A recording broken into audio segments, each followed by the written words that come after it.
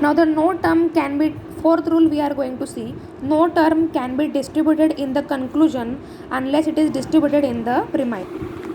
So no term can be distributed in the conclusion unless it is distributed in the premise. Now there are two terms in the conclusion. These are the major term and the minor term. Therefore this rule means major term cannot be distributed in the conclusion unless it is distributed in the major premise. Similarly, minor term cannot be distributed in the conclusion unless it is distributed in the minor premise.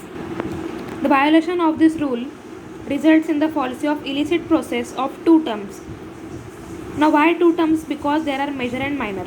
So since there are two terms, so this can be the fallacy of illicit major and the fallacy of illicit minor. Now we will see the example fallacy of illicit major. Now all tigers are ferocious. All means it is a preposition. While solving, you must note down here A, E, E, which preposition it is, and write the rules. Then you will don't be confused while solving these sums. Then the no tiger is a tea drinking creature. No means it is a E preposition. No tea drinking creature is ferocious, means it is E. Means first we have noted here that which preposition it is, A, E, E. Then according to that preposition table, a distribution of table, A means distributed, undistributed, then E distributed, and E distributed. So first when we will write these rules, then we will check first which is the middle term. So here middle term is tigers. So the tiger is distributed. What is the rule? Middle term must be distributed at least once, and here in the both premise it is distributed. Means fallacy of undistributed middle is not committed here. It is right. But now we will see the major term. Ferocious is not distributed in the major premise. Means now we will see the conclusion's first term, tea drinking. It is here, means in the minor premise. In the minor premise we can see that it is distributed means it is correct. But what about the major premise? Ferocious, here it is in the conclusion it is distributed, but in the major premise it is undistributed. So here it commits the fallacy of illicit major because they are not same. For the major and minor it must be compulsory that the pair should be same. If it is distributed here, then it must be distributed here. If it is undistributed here, then it must be undistributed here. So the major term ferocious is not distributed in the major premise, being the predicate of the A preposition, but it is distributed in the conclusion, being the predicate of the E preposition. So this is the fallacy of illicit major. Now we will see the example of illicit minor. So no ghost, it is the E preposition. All means A and no means E. And according to the distribution of terms, we will write these rules.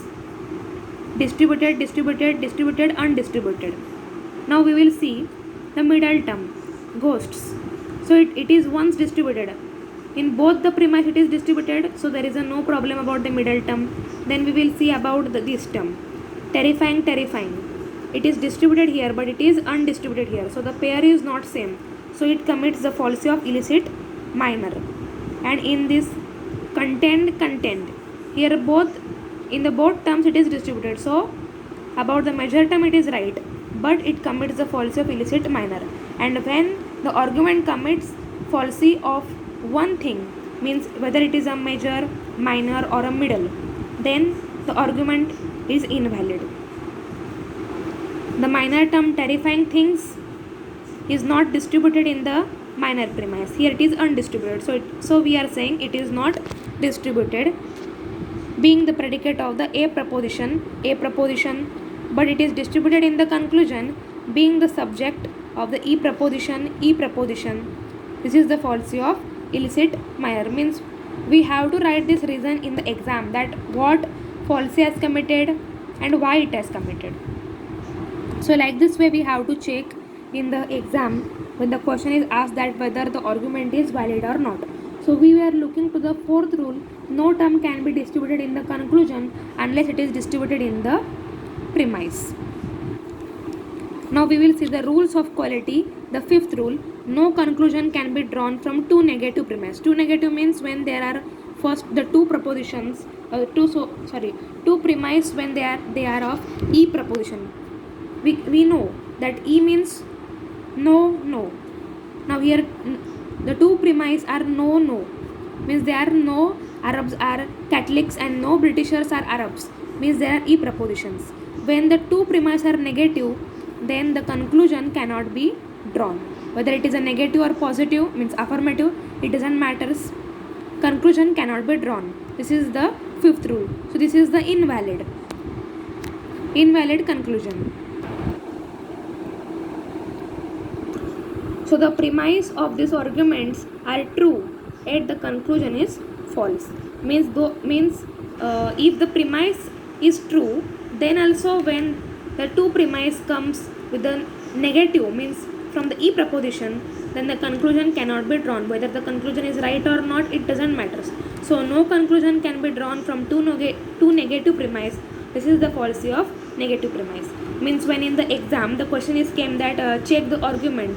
That time when the two premises are negative, then you can directly write this rule, that from the quality of rule, from the two negative premises, no conclusion can be drawn. That time we don't have to check the arguments, that the middle term is distributed or not, what is the major premise, what is the minor premise. No. So for our simplification, or for to easily identify whether the argument is valid or not, these rules are made. Then sixth rule is that when one of the premise is negative, conclusion must be negative, and conversely, means here when one of the premise, now this is the first two are the premise and third is the conclusion.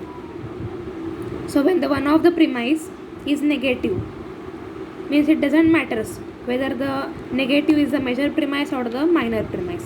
When one of the premise is negative, conclusion must be negative. Means you can see here, when all lions are carnivorous, no camels are carnivorous, all camels are lions. So here we don't have to check all the things, that what is the middle term is distributed or not, or whether the major or the minor term is distributed or not. No. By this rule we can easily see that when there is one of the negative, then conclusion must be negative. As it is affirmative, so it is invalid. And when one of the conclusion is negative, we can conversely check. When one of the conclusion is negative, one of the premise must be negative. As here it is affirmative, so it is wrong. The conclusion is invalid.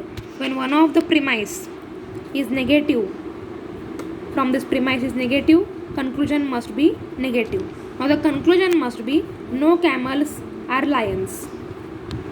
According to our rule, when one of the premise is negative, conclusion must be negative. So the conclusion must be no camels are lions.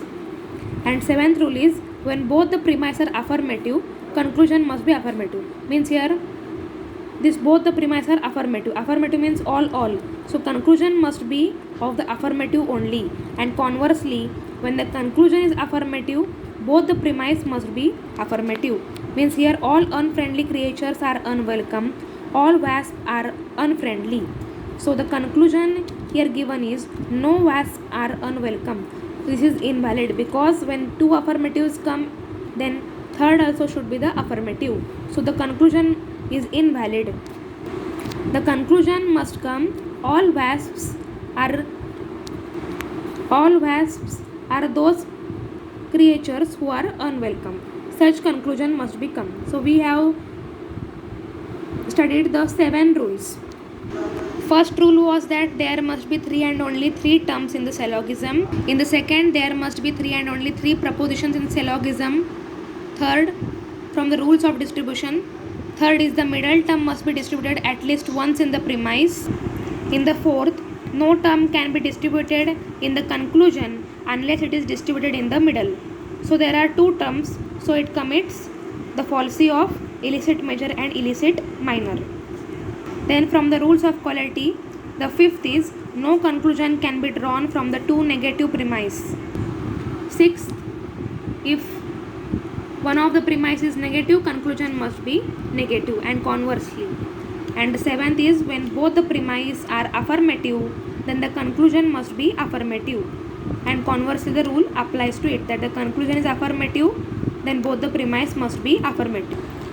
So the reason to give the detailed explanation of these things is that these are the basic.